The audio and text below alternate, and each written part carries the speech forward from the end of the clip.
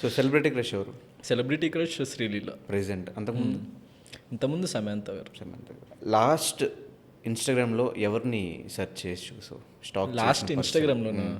ఎవరో మా film heroine ఎవరో వాళ్ళ నార్మల్గా అంటే వాళ్ళకి మెసేజ్ చేయడం కదా అక్కడ చూస్తే కనిపిస్తుంది కదా.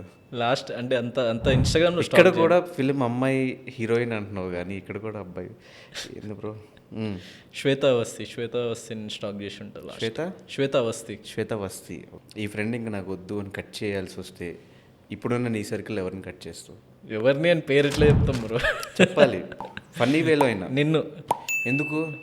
నేనేం చేసా ఈ క్వశ్చన్స్? ఇంకా వేరే పర్సన్ చెప్తే ఫీల్ అవుతారు కదా అని.